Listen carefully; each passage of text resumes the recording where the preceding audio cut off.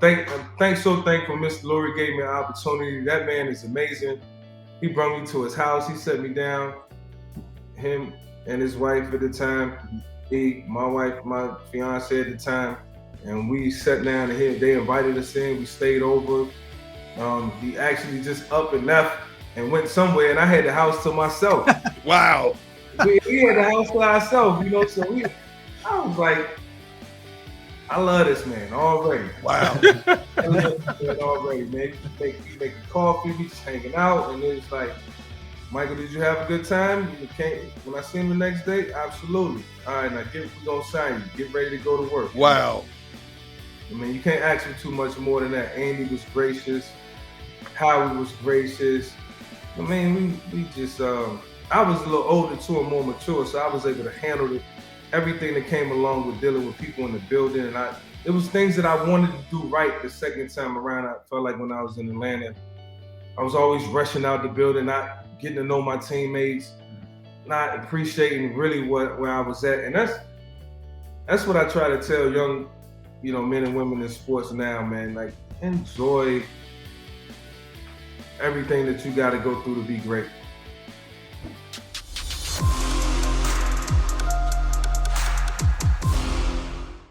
I think we got Mike back up. Let's hope the third time's charm. Mike, you got us, man? Yeah, I'm back. All right, good. Yeah. Good. Well, let me jump in and first of all, good luck with everything you're doing, man, with the NIL stuff. That's awesome, man, and love that you're giving back to the young kids. I got to ask you about your Eagles years, man, and I know it holds a special place for you, not only because it was a second chance, but also your wife's from the area too. But just give me your memories of the 09 to 13 years of your NFL career here when you were wearing midnight green. It was just super exciting, man. And I tell you what, all I ever wanted to do was play well for the team, play well for the fans. I felt like they deserved it more than anything. And at the time, it was about Philly getting the championship, and we wanted to bring that to the city. We felt like if we had the right group and the right players, then we can accomplish that. All we had to do was listen to the coaches and believe in what they were telling us, and we did, and we gave it our best shot. But it was all about the fan base, man. Just being in Atlanta and facing Philadelphia a couple of years and losing on both occasions when it mattered the most in the playoffs, and knowing how the fan base really gravitated to the team. I knew it was a special place. It was a place I hated to come to play because it was tough, but it was nothing like being there and having a chance to put on that, out the gate for me, the Kelly green. We didn't bring it back, but that's when it all started in 2010 versus Aaron Rodgers when they took it all that year. So, from that point on, man, I just looked at the players around me and just felt really good about our chances each and every week, and it was just always excited to put that uniform on. So, Mike, I have to ask you this because you know what it's like to play in front of this fan base and how critical they can be. They love you 1 minute, they turn on you the next minute. So we have a situation here that's been very controversial for a while. Young Jalen Hurts, 24 years old, mature far beyond his years. And there are a lot of skeptics out there whether or not he's a legit NFL quarterback. Now, he's handled all the pressure you can possibly handle as well as you can handle it.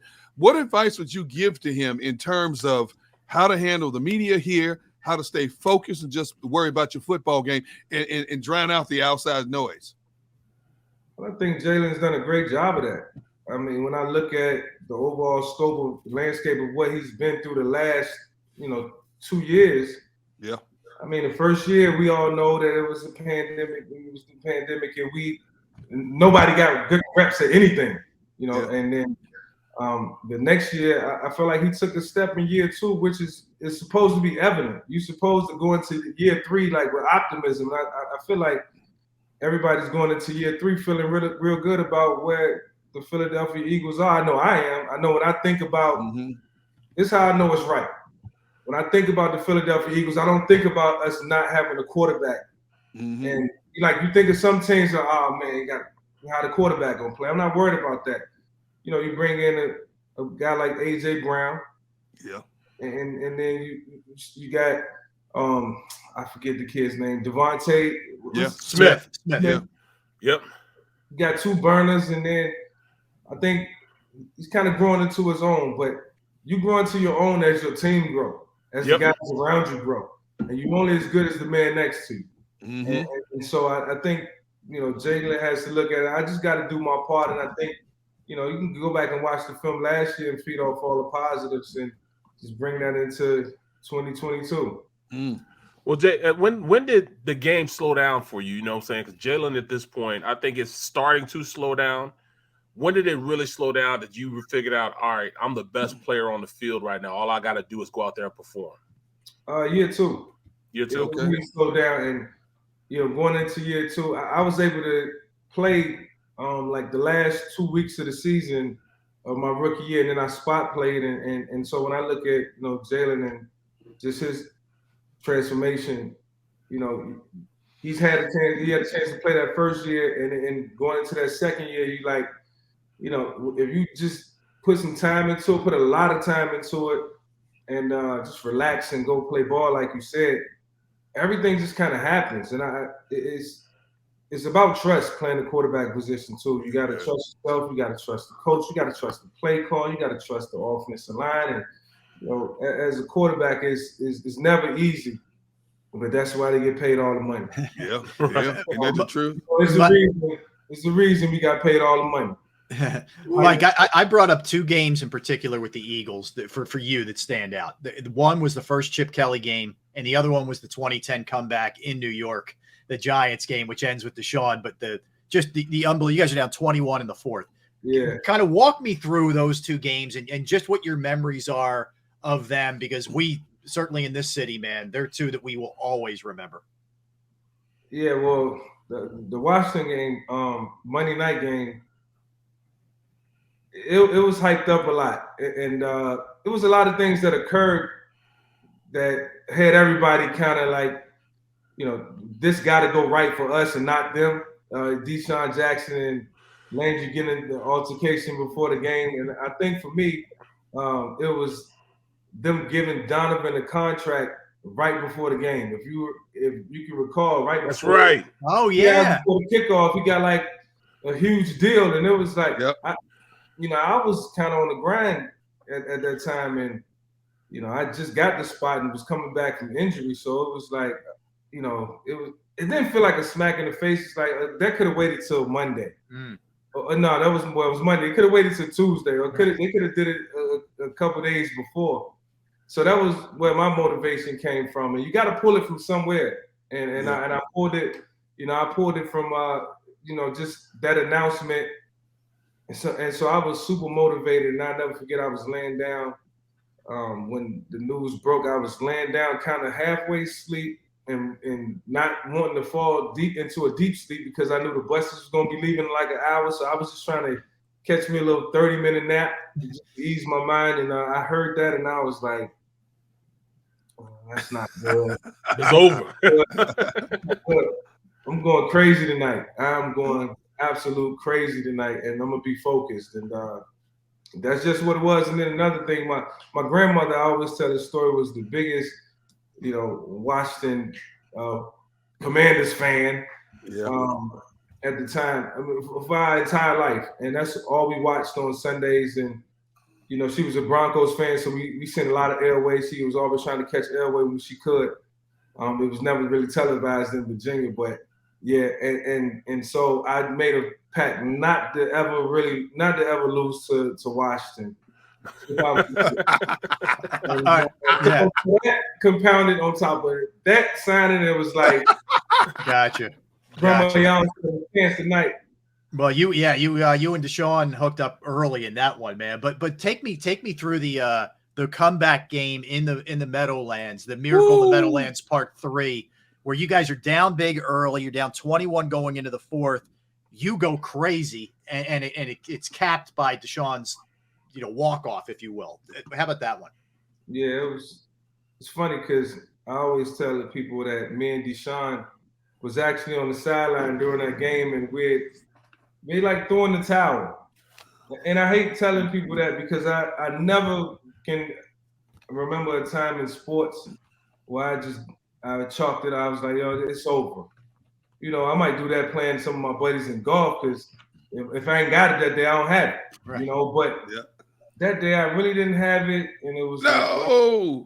And then me and Deshaun was like, we just got to beat Minnesota next week and make sure we get into the playoffs. And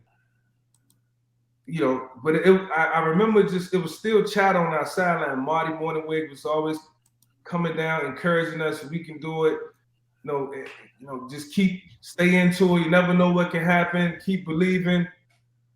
And we got a turnover, and we went out and boom, like a quick score, and we came back. I was like, that was cool. And then we got a 3-and-out, and we got the ball back again. It was like we went down and scored. And look at the scoreboard. He's like, we're only down 10, or you down by 2, and boom, boom, and all of a sudden it just started to feel like one of those days where it was going your way, and it was like if we get a couple more breaks, we'll have a chance to really compete down the stretch. And the defense played really well and got another 3-and-out, and they sacked Eli, and they had to punt, and it was like, okay, we're going into overtime. And let's just get ready for overtime. And the chances of Deshaun getting this ball is like so slim, next to none. I was just like thinking, me and Marty was over there going through like what the next 10 to 15 plays could potentially be. Field position, ball position, and Jack picked that punt up, and it was over, man. I knew when the ball bounced, when it bounced once. Yeah.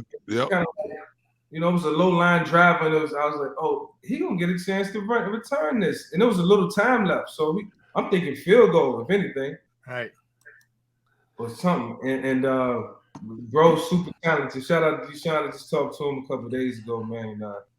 That's my brother, always and forever.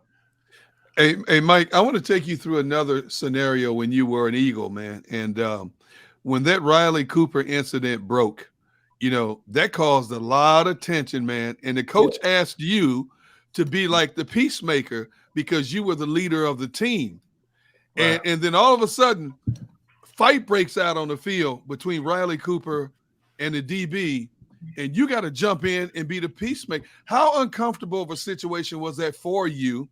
Because you had to be on one side of the ledger with the boys because of what Riley said, but you also had to step up as a team leader to keep peace and try to keep everybody on the same page. Yeah, it was very tough, and I felt like being the elder statesman of the team, it was a time for me to really express what I felt about the situation. And what made it so hard was that me and Riley was really close. I love Riley like a brother, still do. And the reason Coach Reed really laid eyes on me at one point in 2010 in training camp was because me and Riley was connecting. So I got to know him, and we communicated a lot, and we was always on the same page. And that was my brother. And then that happened, and it like took me aback when I first seen it. I was like, damn, man, we all say things that we really don't mean at times, but it was just a moment where he just got caught saying it. But now you got 75 other guys that you got to justify that to, and who might not look at the situation like me or might not understand it like me, and they just don't get it. Because I know a lot of the younger guys, it was like, nah, we're not letting that ride. And it really affected us for a while. It affected us to a point where, whether it was in the lunchroom, the weight room, it was in the training room, it was awkward. And we had to find a way to get over that. And we felt like the best way to do it, and I say it was, forget about it. Forget about it. It was early in training camp, and we got a long way to go. We got a new coach. He trying to find his way. And I'm like, man, the hell, let's forget about it. We done been through far worse. All right, so y'all have individual conversations with him, and express what you may feel, and then get his feedback, and then y'all go from there, and just let the relationships kind of naturally form back into good form. And I think it worked for everybody, and he was able to play another couple years after that, so it worked out. Yeah. Well, how was your relationship with Chip, man? Even before Chip got to the Eagles, I was doing for ESPN. I called games, and I did, like, honestly, that year I did 6 Oregon games, and I had a chance to sit down and talk to Chip. Instead of talking about Cal Berkeley he's playing against, he's talking about, hey, well, my system work in the NFL, And I can remember, telling him, "Hey, man, this, it's different when you're dealing with grown men." And then he got there and realized you're dealing with grown men, and he can't just tell them what he was. How was that relationship with you and him, and how did you see how guys started leaving? He started sending guys away, especially strong players that had a voice in the locker room. Yeah, Chip was great. Chip and I had a really good relationship. I learned from my relationship with Coach Reed that I could, open up to all my coaches. And Chip was a guy who I didn't know from Adam. And when he came in, I made it a point to get to know him. I made it a point to try to understand his philosophy. And unfortunately for me, I was 32 years old, and I just wasn't conditioned. But I could have been conditioned. I just wasn't able to do what the 24, 25-year-olds now. If you would have got me when I was young, then it would have been a wrap. And I still felt like I got off to a good start. I learned I was able to learn the offense. I understood it. I liked it. If I was 26, I would have loved it. Yeah. But by the time I had my hamstring injury and Nick took over, they catered the offense more towards what Nick could do and Bill Lays, and they did a great job with that. And I was there and witnessed it every day. It was a lot of good communication, a lot of learning, and we helped Nick be the best that he could be that season. My leg was just kind of shot. I couldn't really recover from it. Mm-hmm. But I think a lot of the young guys struggled to get to know Chip. And it was so hard to look at life or deal with life without Andy. A lot of us was upset when he was gone. We all came back because we had families that was there. My kids was in school, and it was and I love Howie, and I love Mr. Lurie, no doubt. So I'm coming back to still try to help make that transition. But it was hard to see Andy go, man. We all loved him. We might have had a couple situations with him, D-Jack, and they might have had it out a couple times. But guys really love Andy, and they really missed him. And I can see that. And it was super evident. Our biggest setback was on that Thursday night when we had to face Kansas City, and Andy came in town. And I'll never forget, I had Riley Cooper to my left, and on Sean Smith one-on-one. I had all the matchups. I had everything lined up for me on that particular play, and I chose to throw a stick route to Brent. Brent was my guy too, and the ball got tipped, and it got tipped up earlier. Eric Berry caught it. I don't know if y'all remember. He ran it in the end zone. That happened on the first possession, and I second guessed myself. I should have threw the go route one-on-one, a high percentage pass, at the time.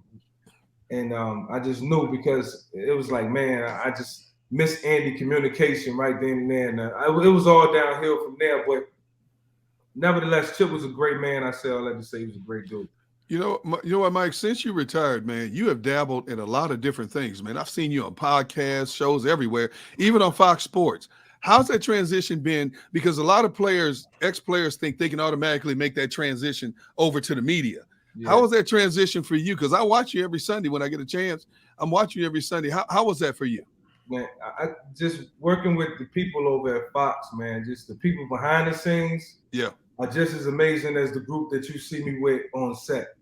And they always gave me the right advice. They always gave me tough advice, and always been very critical if they needed to. And they always was congratulatory, like, great job if needed. We got to a point where now we just come in and we discuss it, and we try to make sure that we bring that chemistry and that energy now. And as a guy who was always used to having a microphone in my face and being asked questions, they helped me look at it as, no, it's not that. You got an audience, and it's a form of entertainment. And I matched that up with my love for the game and how excited I be on Sundays, Mondays, and Thursdays. And I'm like, I like doing this, man. So it grew on me, but they coached me through it, and they helped me out. And like I say, the people behind the scenes, who helped me out, they know who they are, man. Just great people. Great people. Spoon, who was there. He moved on. He's working with Amazon and doing some stuff Thursday night, and Bill Richards and those guys, and Amy Leon. They all was just great people, man. So shout out to all my people at Fox and all our producers now who strive to make the show great, man. They do a great job for sure. Mike, let me ask you. I just want to circle back to everything that went down when you were, getting to the point where you're getting that second chance with Tony Dungy, what he did for you, what Andy, Jeffrey Lurie. Just walk me through that whole conversation, and how much hope did you really have when you were in prison that you were going to get that second chance, or did you not think? How confident were you were going to get that second chance, and how'd you stay in shape to be able to come out and go back to the NFL after all those years? Well, it's hard to have hope when you're in prison. I'm just going to lay it out right now. Like, it's hard to be hopeful of anything. The only thing that made me feel good about anything was my wife picking up the phone every time I called. Her spending a little 15 minutes with me every day and sharing with me what was going on with the world. But deep down inside, I was very optimistic. I was like, okay, like I got a good relationship with Roger, got a good relationship with Arthur, Mr. Blank. If I can't get a job, he might bring me back as a backup. You never know. I don't know. It would have been a little crazy, but hey, employment is employment. And so, I knew it was just going to be a channel of people, a long lineage of people that I would have to connect with and just communicate with on a consistent basis so they could really see me as a person and see the change. Because people can see through, like when you're young, it's hard for my kids to get anything around me. I always try to be fair as a father, but at some point, it's going to show. Yeah. The real is going to show. And I think we just really had to go through that process of them understanding who I was and who's around and who's involved in this. Like all that stuff is important. You make a decision on somebody's life and somebody's future. And I'm so thankful Mr. Lurie gave me an opportunity. That man is amazing. He brought me to his house. He set me down, him and his wife at the time.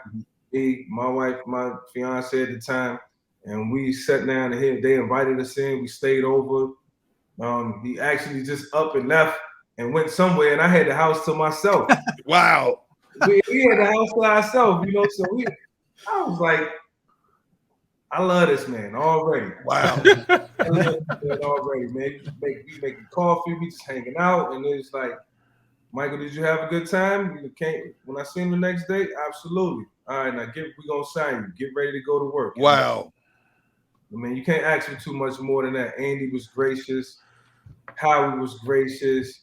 I mean, we just I was a little older too and more mature, so I was able to handle everything that came along with dealing with people in the building. And it was things that I wanted to do right the second time around. I felt like when I was in Atlanta, I was always rushing out the building, not getting to know my teammates, not appreciating really where I was at. And that's what I try to tell young, men and women in sports now, man. Like, enjoy everything that you got to go through to be great. And it's on and off the field. It's the people who help you and the people who want to work with you and see you succeed. Show them some love too, man, and show them that they are important and that you appreciate what they're trying to instill in you for sure. Wow. That's huge, man. That's deep, man. That's deep, bro. Huge, Bro, Mike, you wrote a book called Finally Free. And it my boy just asked me about that earlier. Yeah, this book, you chronicle growing up with nothing, the rough environment you lived in, to your rise as a high school and college star athlete, to the NFL making millions, then your fall and how you bounce back. Did the book accurately portray everything that you wanted to get out there as an inspirational message to people? Yeah, from an inspirational standpoint, yes. Okay. There was a lot of struggle. We all can write an inspirational book about some things in our life, and we probably can make it. Some can be longer than others. So I felt like that message came across the right way, but I also feel like I was writing I was a little disgruntled about some things, and I shouldn't have been. I look back at, I did that when I was 29 years old. I still wasn't mature, and I still was pointing the finger at people and blaming people. If you look through it, I actually started reading the book maybe 2 months ago because I'm working on a life story. And I closed it up, man. And I get into books and I love them. And I close it up because I'm like, that's just not me. That's really not what I wanted. If I could write this book all over again, I'm gonna write it different. And I'm gonna try to make it a little more accurate because it sounds like I'm still placing the blame in a lot of places, and it's more about me. You know, it's not just about me. You know, so I feel like, you know, if I was able to do another book, it would definitely be more thought out. I would take my time, and I'll be honest with you, like I'm just not gonna do it because people are shoving dollars in my face. It's gonna be quality work. Yep. Yep. Well said, Mike. Listen, man, it's been awesome, man. It's been illuminating. We wish you the best as you keep doing your work with Fox. Let me ask you this. I mentioned this to these guys. Thank you. Dog. We see a lot of movement in the broadcasting world. Any chance you might start doing games too, as opposed to just studio work? I don't know. You never know. You know, it's certainly something that I would try to put. You know, I would put some thought into, and definitely would. Like anything else in life, you want to be good at, you want to be great at, you got to work at it. And I know it'll come with a lot of hard work. But, you know, I think that's for, you know, God to sort out. And I think it'll happen at the right time. You know, what I'm going to do for the next couple months is enjoy the family before I go out back to Fox. And I just started my foundation, the Vick Family Dream Fund. Has been up and running. And people, I would graciously ask you to go to the VickFamilyDreamFund.org and see what we're doing. Check out the space that we're in, from prison reform to what we're doing with the Boys and Girls Club all across the country, and just trying to change lives and help people. We're trying to mentor and help them see that, you know, you can't have some direction out here, and there's a lot of people there's more people in your corner than you think that care about you. So, you know, that's the Vick Family Foundation is up and running, and I'm proud of that. So, it's something that we want to, you know, try to cement as a family legacy, and we'll be loud, and we'll be doing a lot, working with a lot of different organizations, and trying to just continue to keep our footprint, you know, on the things that matter. And you know, it's an exciting time for us, man. We're looking forward to doing more great things. Well, Mike, you got your hands in a lot of different things, man. You're a hard man to track down. I've been trying to track you down for a long time. I got you, man. And hopefully we can get you back on the show during football season and stuff, man. I appreciate you, man. You know that that goes without saying, bro. Hey, look, I check in with you after the first quarter of the season. It's gonna be all right. It's gonna be a great year. Team. I'm excited. All right. See, we got you quoted on camera now, so you can't say you didn't say it. We got Mike, you, man. man. Hey, Mike, I'll see you next week, bro. In the golf tournament on Friday. Yep. You know what I'm saying? Hit him straight, bro. Hit him straight. Bro. Love, big bro. I see you soon. Yep. All right, Mike, all the best, Mike. man. Thank you very much buddy. for your time today. Appreciate it. Yeah, that was a good guy, man. That was, man, it was a lot. It was deep. We got deep there. You know, it's funny. Ever since he ended his career, you know, I've been following him, and you find a lot of stuff about Mike by accident on Twitter and Facebook, man. He's on different people's shows, podcasts, and to listen to him open up about a lot of things he went through both on and off the field as an athlete. You know, obviously when you play the game, Bear to tell you this, when you play the game, you can't say certain things because you're still in that locker room. You're still part of that fraternity, that establishment. But once you're retired and you can let your hair down, man, and you can really tell. And I've been like, every time I listen to him, I'm like, wow, I never knew this. You know, you guys know I knew a lot of stuff that went on, but I was like, wow, what? Wow, this is unbelievable. So that's why I kept bird dogging him, man, because especially when he announced that he's now a partner in this new venture. And, you know, his story is incredible. If you get a chance, read the book called Finally Free. His story is incredible, man. Think about you go from here to up here. You're living a dream, and all of a sudden you crash landing. You got nothing. You deep in debt, $20-30 million in debt. You may never get a chance to pay this stuff off. And all of a sudden you're given a second chance and clear your name and your debt at the same time, man. What a rags to riches story, man. This guy has to tell. Yeah.